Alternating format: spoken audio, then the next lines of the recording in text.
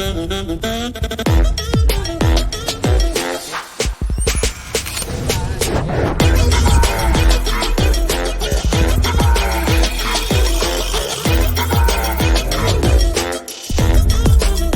share with you experiences, stories, and inspiration to continue our mission to help others through movement and wellness. And I can't wait to continue exploring the impact you have in this world at Optima 2022.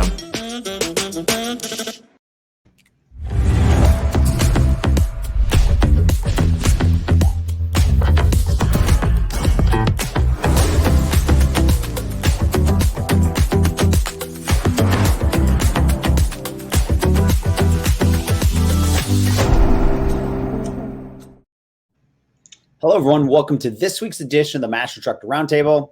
I'm Regional Master Instructor Marty Miller, and as always, here with my dear friend and fellow Regional Master Instructor, Miss Wendy Batts. Wendy, how are you doing today? I am so good, Marty. How are you? Great. I know that both excited. We got a topic that's near and dear to our heart for many reasons, which we're going to get into. So I know that today's going to be a great roundtable as always. Yes, we are going to learn about an online education partner that we have with NASM, and it's going to be all about Penn West. And so, Marty, do you want to introduce our special guest today? Without a doubt. So I'm very excited, and I know you are too, Wendy, to have Dr. Jeffery Hatton from Penn West University with us today. Jeff, how's it going?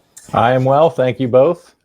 So glad to have you here. I know you're super busy, and so thank you for taking the time to educate our audience about the program. And, I'm going to go ahead and kick it off because, Dr. Hatton, or Jeff, as I'm going to call you, because obviously you have been a friend of ours. You've been, the chair of our department at Penn West. But, a lot of people don't know a lot about you. People from NASM have heard your name. They've met you at different conferences. But can you let people know a little bit about you and how you actually became a professor? Sure. So first, I was I think many of you know, I was an occupational therapist by trade and was working clinically. And a friend of mine reached out with a potential opportunity to work in higher education. And so I explored that, decided I wanted to give that a shot and did that and moved to I actually taught at one of the institutions that is now part of Penn West and worked in an occupational therapy assistant program. I moved on to what was then Cal U, is now Penn West, California, and to work in a similar program. And then about the time I arrived was about the time our online programs were starting. And I was invited to take, to be a part of that sort of metamorphosis at the university. And so from there, I started the graduate program started in 2003. I started the undergraduate program in 2005 and became the chair of the department in 2009. And I held that role for about 10 years, just over 10 years, and stepped down from that role in 19 and have been, I shudder to say, just working purely as a faculty member since then. But I have some other duties that I still help out with. So. Excellent. Well, Jeff, I know I can speak for myself as well as Wendy on this one. We can't thank you enough for creating this program because we're both alumni, and we both know that it has had such a pivotal change in our career. I'm sure we're going to touch on this as well, but can you talk about the history of the university and really kind of dive into that? Because I know it's a great history and a lot of people don't know it. Sure. So it's a story I love to tell, and the story has expanded since the last time I told this story to most people with the advent of Penn West. And I can give you a quick synopsis of Penn West. Our university was California University of Pennsylvania. We're part of the Pennsylvania state system of higher education, and we were one of 14 state-owned institutions. The system decided they wanted to really streamline some things, make some offerings a little easier for students to be able to access. And in order to do that, they integrated three of the institutions, California being one, Clarion being one, and Edinburgh University of Pennsylvania being the other. But the history is rich. Our university dates back to 1852. We were actually founded as what was known at the time as a normal school. which was a school for educating teachers in the Commonwealth. And the name has changed several times through the years. The last change prior to Penn West was in 1984, when California at that point was California State College. And so last year in 2021, we became Penn West University, California. So that's the sort of the history of that part. I do like to tell the story about California. So California is a small town in Pennsylvania, probably 40 miles or so south east of Pittsburgh. And if you know your history at all, there was a lot of steel being produced in Pittsburgh, and the coal that was used to fire those steel ovens came from the general area around California. And so the name California, about the same time they were finding gold in the state of California, they were finding coal in this region of Pennsylvania, and that's how the name stuck. And so California became this small town in southwestern Pennsylvania, and thrives to this day. We do predate the Cal system as well. I'm the state of California. I'm always quick to point that out when somebody from Berkeley walks by me with their nose in the air, and then I have to explain to them that we predate them by about 20 years. So I like it. And if you're just joining us on the Master Instructor Roundtable today with myself, Wendy Batts, and my co-host, Marty Miller, we have a very special guest, Dr. Jeff Hatton, joining us today, talking about the Penn West University, the different programs that are going to be offered. But before we even dive deep into that, Jeff, thank you for the history, because I love it when you tell that story. You tell it way better than I do, and I've heard it 1,000 times. But for some reason, listening to you talk about it, I always get more excited, because I'm like, see, we were first. And but can you talk a little bit too, because I mean, obviously NASM and CalU, that's now Penn West, have been partners for a long time. So can you talk a little bit about our partnership? Sure. So that relationship, and I may have mentioned this, but it dates back to 2003, when a faculty member and a representative from NASM met through a third party and had a conversation about how to take some of NASM's content and embed that into the programs at the university. And that was the genesis for what became the largest program at the institution. So that happened in 2003, and the content from NASM was the performance enhancement specialist. And I know both of you were in that concentration. From there, we added 2 additional certifications that NASM offers in our curriculum, and that is our wellness and fitness concentration, which leads to the NASM CPT, and the rehabilitation science concentration, which leads to the NASM CES. So from the graduate program, the undergraduate program was born. I was the original writer of the program in 2005. I have been the program coordinator since its inception. And we have NASM content also embedded in the undergraduate program as well, leading to the NASM CPT. Awesome. Excellent.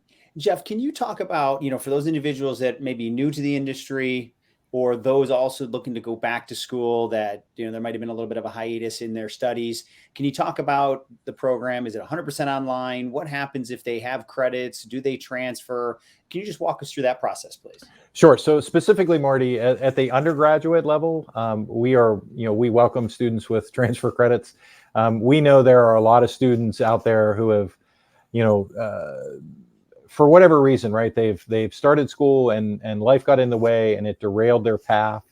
And so they may have, 60 or 70 or 80 credits of work that they've completed, and but no degree. And so oftentimes they find us, and they obviously have an interest in our content area, and that's how they find us to begin with. But then they find that we create this path for them, because it is 100% online, that allows them to complete their studies. It allows them to do it without uprooting their lives and their families, and be able to move through and complete their bachelor's degree within a very reasonable amount of time. A student with an associate degree can complete the program in 2 years. Students with no credit can complete the program in as little as 3 years. Now, there would be summer work involved that doesn't always make everyone smile. I think one other thing I wanted to mention with respect to the undergraduate program, we do also have an accelerated bachelor's to master's program, which allows students to enroll in the undergraduate program, and after achieving a certain number of credits, they can be dually enrolled in the graduate program and finish their graduate degree even faster than they would normally. For the graduate program, there are certain instances where we accept transfer credit. It's on a much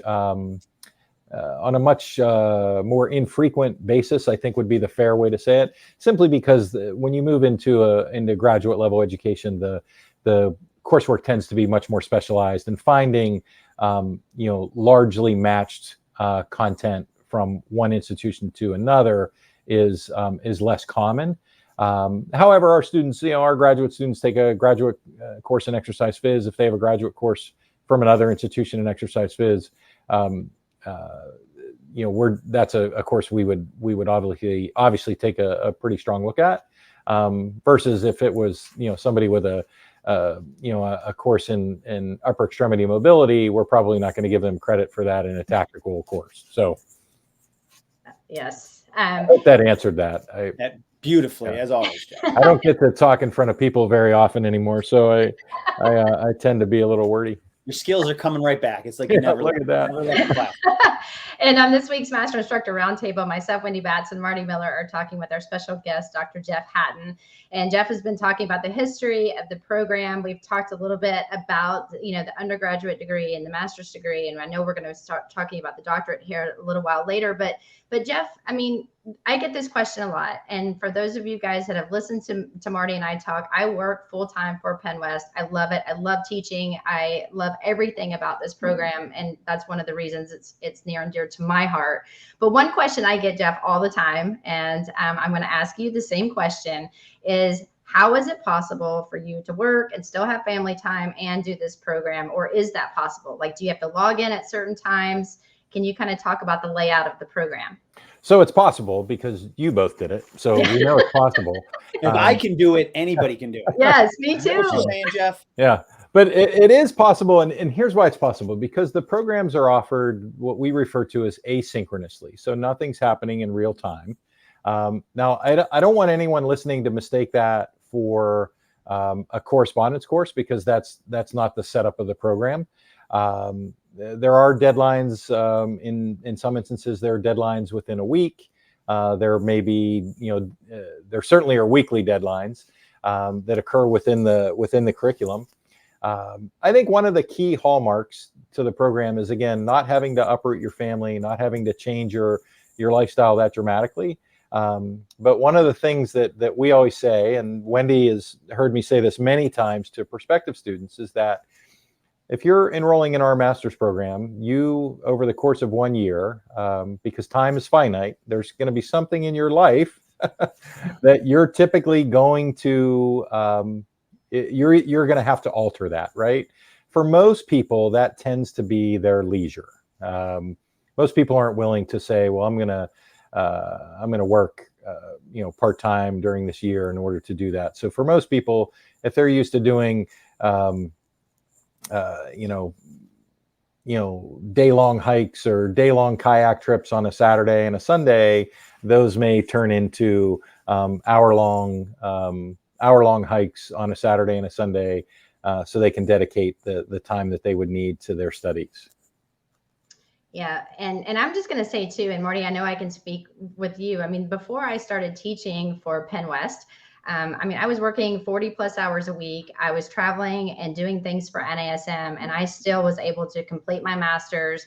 And of course, as you guys know, education is super important. So I went in with the goal of getting a 4.0. Like, I wanted to be 100% invested. And so as Jeff talks about this, yes, you're going to have, things that are going to open up on a Monday. There's going to be certain things throughout the week.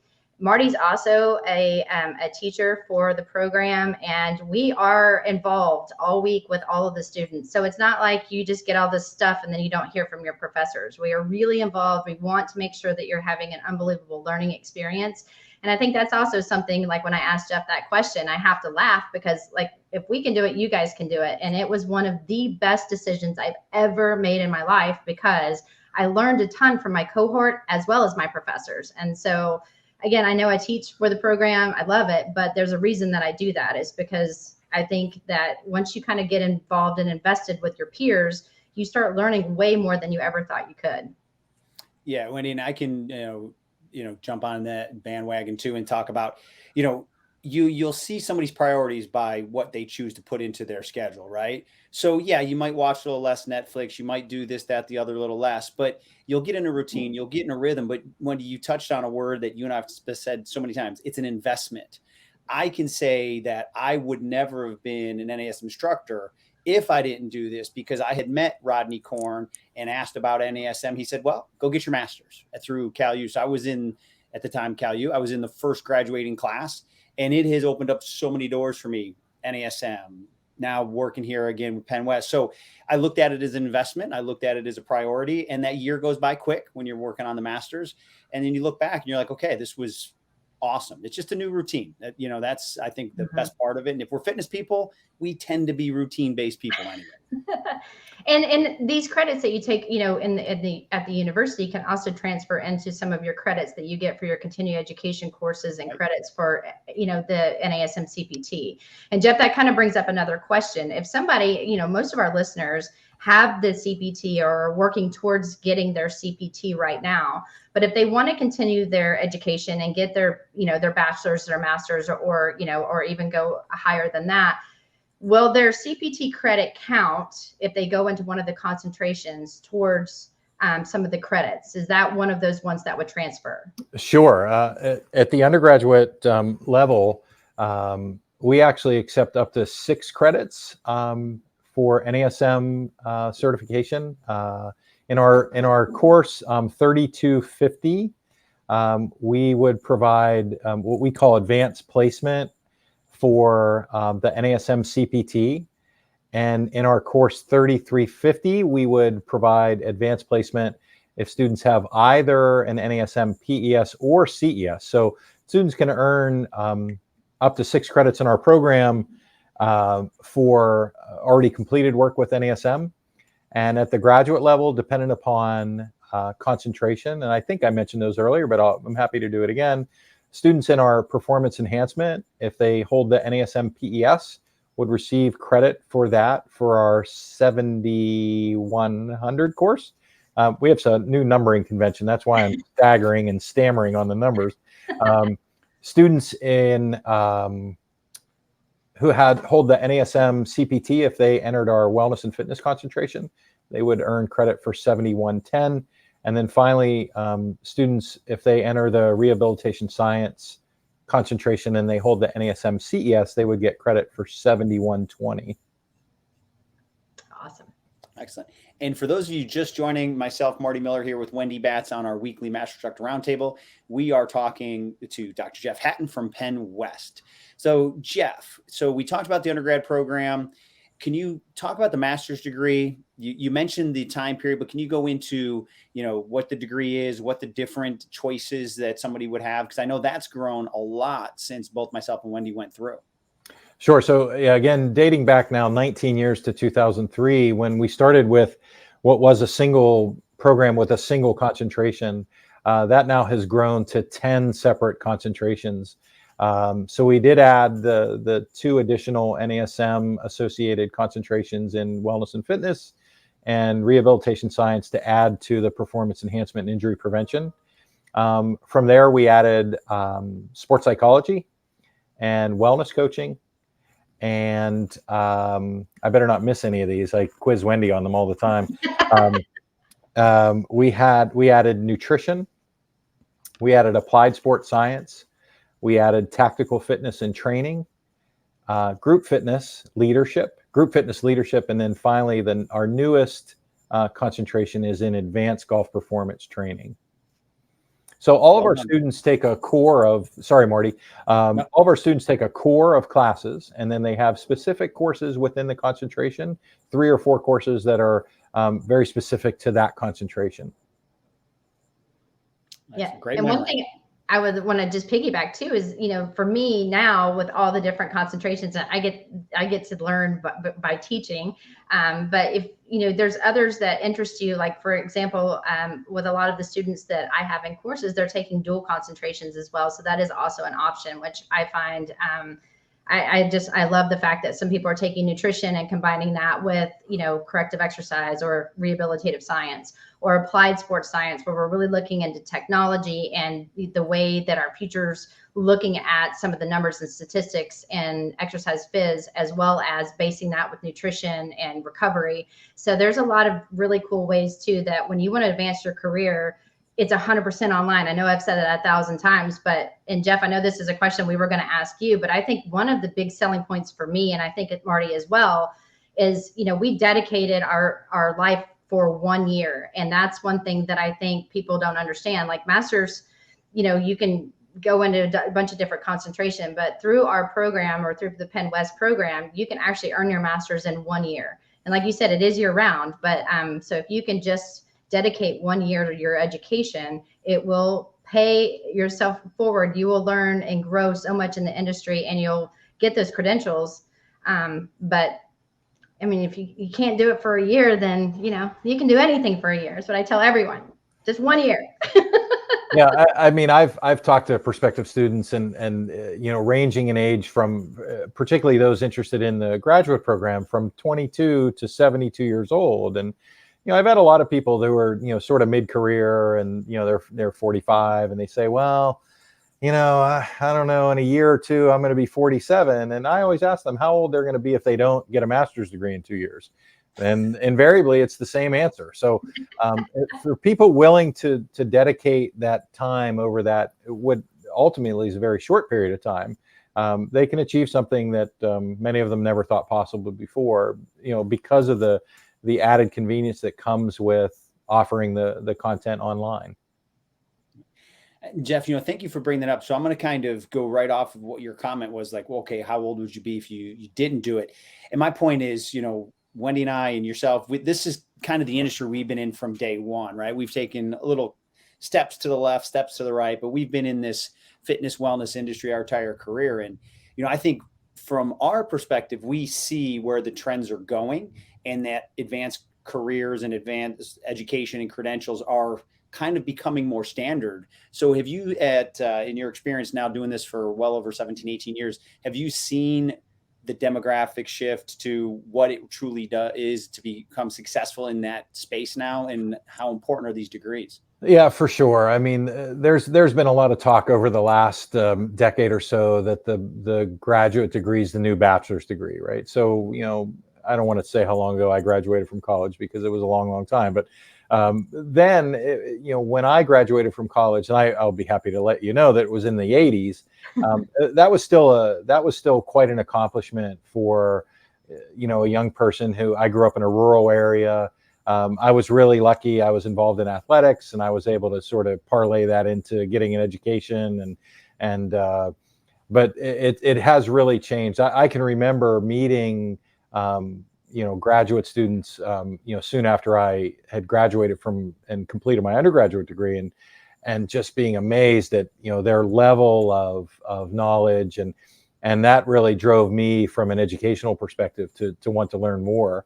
I actually, prior to getting my graduate degree, I got a second bachelor's degree because I found another field that interested me so much. I mean, my first degree is in health and phys ed, and then, I discovered OT, and that just seemed like a very natural fit for me. And then I've sort of bounced back and forth between the two fields. I'm teaching a class right now and at the doctoral level where I get to meld them both together, and I just have a blast with that. So I think that's a great point, Marty, that graduate education it's certainly not the norm, but it's becoming more of an expectation, right, across many areas in this arena. I love it.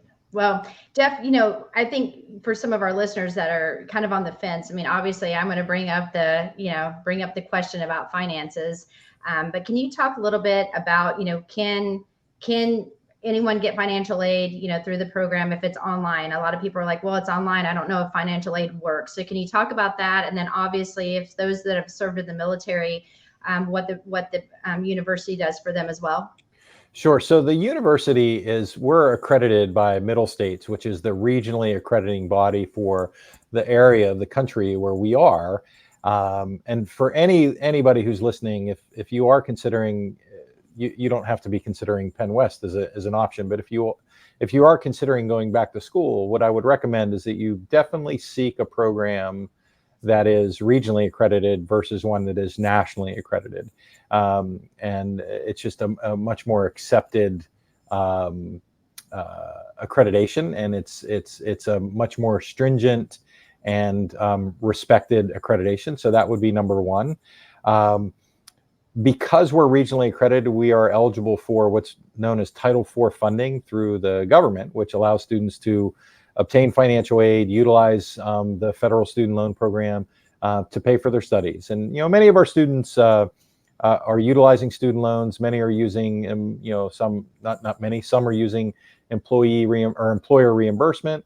Some are, paying out of pocket. And then Wendy asked about those students that come from the military, and many of those students are using their tuition assistance and top up in order to be able to navigate the waters on the financial side. Excellent. Thank you for that, Jeff. Now, we talked about the undergrad, we talked about the master's. Now, again, one of those next steps is the doctorate. So I know that you have put into a doctorate of health sciences at Penn West. Can you go over that? Sure. So I may be the most fidgety person you've ever had on this podcast. That's me. Yeah. So I would say this, that departmentally, we would be viewed across the university as very entrepreneurial, and also those that are willing to take some pretty significant risks. We did that. The master's program that was online was one of 3 programs to start this down this path for us. The bachelor's program was the university's first fully online bachelor's program, and the doctoral program, which became an idea in 2013, was the university's first doctoral program, and it ultimately became a living, breathing thing in 2015. 2 faculty members and an administrator were ultimately responsible. Dr. Mark Federico, who is the coordinator of the program, and myself, because I was the chair of the department at the time, we wrote the program in conjunction with an administrator, and the program was approved at the state level in 2015, and we accepted our first class that year. Graduated our first class in 2018.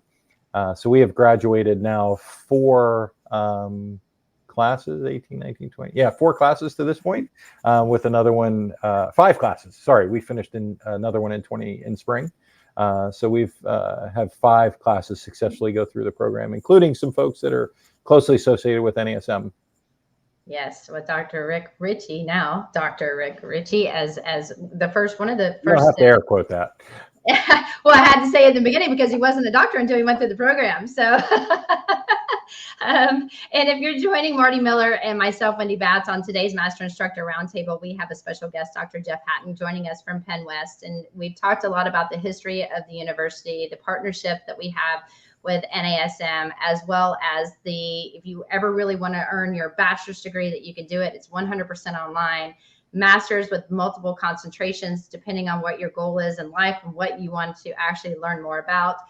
Penn West offers a bunch of different concentrations at a master's level. And then obviously Jeff just talked about the Doctor of Health Science program. That's a doctorate degree that Penn West offers.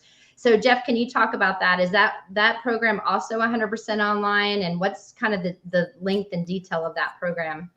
So sure, it is. The program is 100% online. At its inception, it was not. We did require students to come on campus to present their research. But when something happened in 2020, I'm not exactly sure what, that sort of slowed down the world. And so we couldn't require students to come on campus at that point. So now students present their research in a virtual environment. So they're not required to come to campus in order to do that. But the program is, it's completable in 3 years. all students complete a professional portfolio as part of the program. Students who have an interest in completing a dissertation also have that option, and they can move forward with the help of a committee in order to do that. You know, Jeff, I appreciate you covering that. Can you just go a little bit deeper into, for somebody that maybe has their master's, I've gone through my doctorate, and that was my first question. Is like, hey, can you be specific what you mean by dissertation or portfolio? I think that might help clear some people up who are at that master's level looking for the next step. Yeah, absolutely. So in the professional portfolio, students select the topic, and I can provide, I think, a pretty decent example, but students select the topic. I served on a committee a year ago, and the student was examining the role of exercise in lessening postpartum depression. And so students within this portfolio, they collect different artifacts that they produce throughout the entirety of the program. That becomes their digital portfolio, and they become the subject matter expert. She's parlayed this into a couple of different positions already, and has done really wonderful work with what she accomplished with her portfolio. Students who do wish to do a dissertation, the portfolio process does lay the groundwork for that dissertation by basically completing the first 3 chapters. And but students doing a portfolio are not doing original research.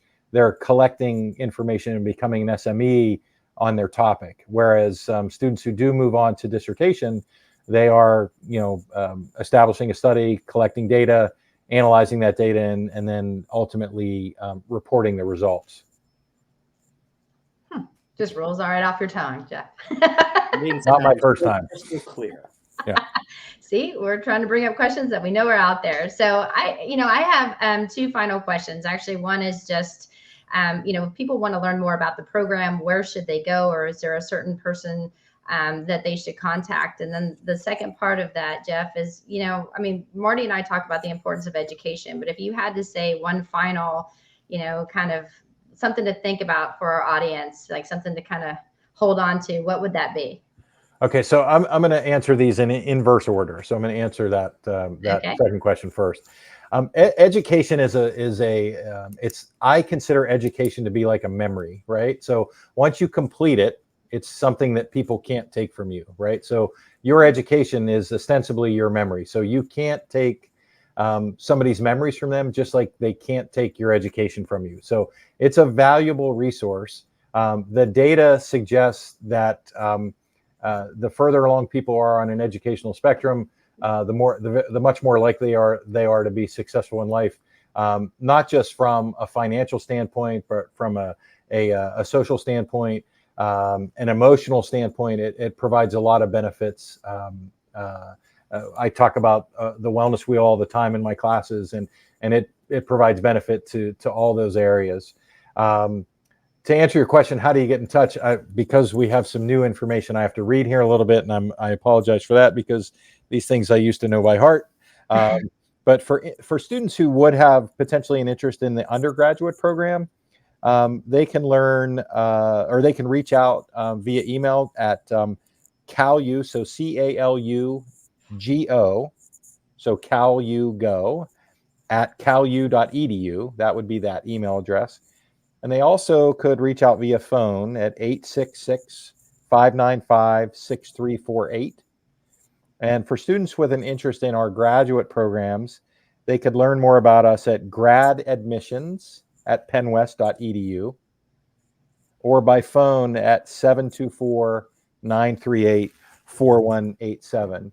But I would also say, as importantly, I'm happy to answer questions for anybody. My email address is my last name, so Hatton, Hatton, at pennwest.edu. And I also can be reached through my secretary at 724-938-4356. Yeah.